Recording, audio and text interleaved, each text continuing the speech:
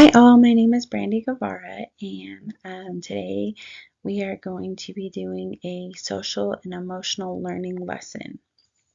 Um, my area is going to be focused on pre-K and kinder, and we are going to be identifying and expressing emotions.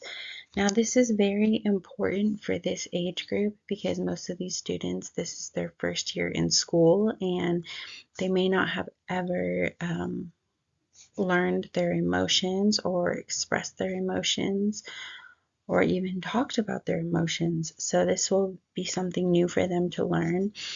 And by doing this, it will help them to express what they are feeling and how to understand what others are feeling and why that's important. The learning objectives that we are going to be learning about today and explaining is we are going to recognize and label basic emotions like sad, happy, angry, scared, excited, and so forth. And we are also going to develop empathy by understanding how others might feel.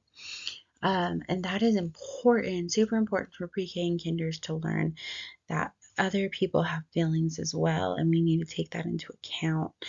And if they learn how to express their emotions, they'll be able to understand how others might be feeling and to adjust accordingly by that. So we are also going to practice expressing emotions through words as well as facial expressions like happy, sad, and everything else. So let's jump right in.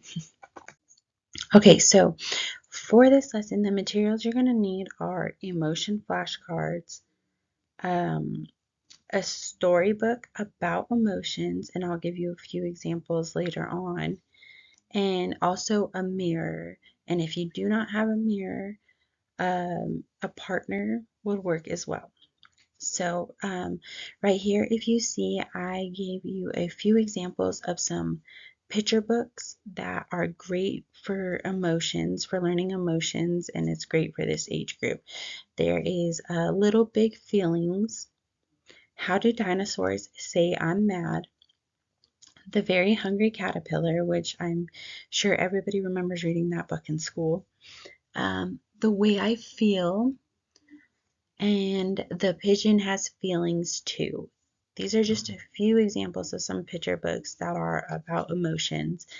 Um, and I'm sure there's a ton more, but I just wanted to give you guys a quick little example of some picture books.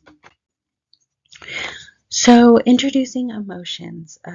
This is the beginning of the lesson, how like I was saying, a lot of kids might not know their emotions. They might not know that sadness is an emotion, or joy is an emotion, or happiness is an emotion. So it's great to introduce them to the emotions first. So we're going to introduce the kids to the emotion flashcards and ask them to identify the different emotions.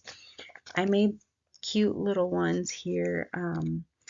That I'm sure you guys will have your own, but we're gonna do like this one. Let's see if I can get it in focus. Sorry, can't see. Excited, happy, angry, scared, and sad. So those are just the ones that I use. Of course, there's a lot of others that you can use too. These are just a breakdown of the simple emotions that I like to start with this age group. So you have them identify each one of these, and then you ask them in a discussion if they have ever felt these emotions and encourage them to share their experiences. Of course, if they don't want to talk about what makes them sad, that's totally fine, but have them share a happy memory or a time that they were excited, or something on the happy level. If they want to share a sad emotion, that's fine too. But just try to have them discuss one of these emotions. Okay, so for the next part of the lesson, you can use a mirror or you can have them practice with a partner. If you don't have a mirror for everybody, sometimes having them practice with a partner is it's a fun and easy experience as well. So have them try to make a different facial expression to match the emotion on the flashcard. Hold up a flashcard. Like here we have sad. I don't know if you can see that. It's not focusing, but you have sad. Okay, so hold that up and then have them make like a sad face and have them do it to the partner so they can see that, they're making a sad face. And then switch the card and have them do a scared face. Scared. However they do it. So go through all the emotions and have them either do it with a mirror so they can see themselves or with a partner so they can see their faces as they're doing it. After they have practiced, you can then pick a book, an emotional picture book to read to them and discuss what emotions are being shared in the story. Maybe take a minute, and if, of course, it's a picture book, so if their faces, their expressions change, ask them, "Oh, what expression does this look like?" And see if they can tell you what emotions they see. Finally, for the last part, you can end the lesson by asking the students what makes them feel happy or excited. I like to end with a positive emotion. It's a lot easier for them to talk about happiness and excitement and stuff like that. Here is a great list of picture books. These are some that I listed on the previous slide, but there's a few more on here. And here is a link. I did this exercise with my 5-year-old, and we just did a quick rundown of the lesson. And we put the link here on YouTube so you guys can go watch that example. It was kind of fun. My son was very excited to be on YouTube, but I hope you can kind of see. And of course, that was just us talking back and forth. So in a classroom, it will be a little different having multiple kids and explaining to them about emotions, and you can go more in depth. We just did a quick rundown of the lesson. So I hope you guys take a minute to click on the link and enjoy that. Okay, so potential challenges of this lesson.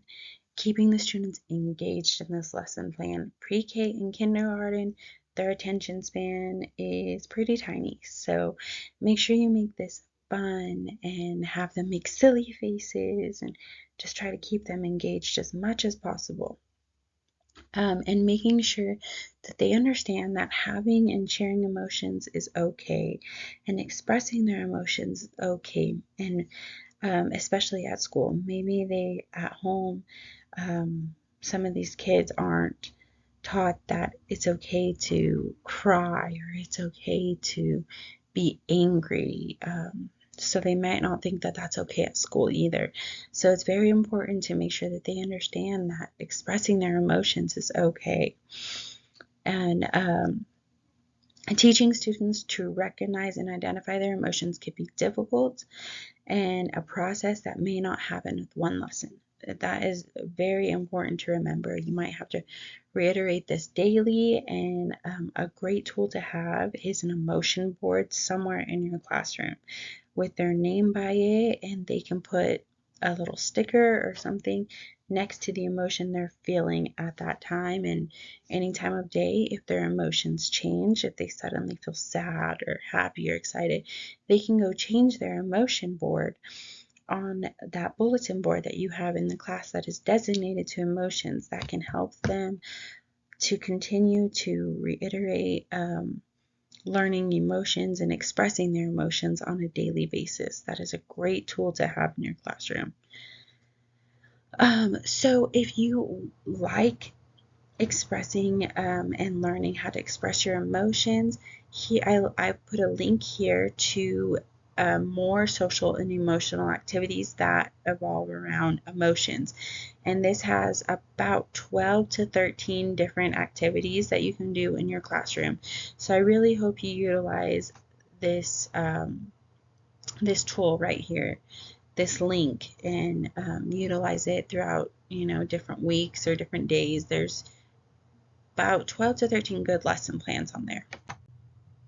And that is actually all. It was a quick little lesson today about social emotional learning and focusing on emotions. I really hope you guys enjoyed this lesson, and please, please, please take the time to go watch that little YouTube clip of me and my son. He will be ecstatic to see the views, even if it's just, a few of you, to see that people watched him on YouTube. So I will also put the link to that in the comments. Thank you guys, and I hope you enjoyed this lesson. Bye.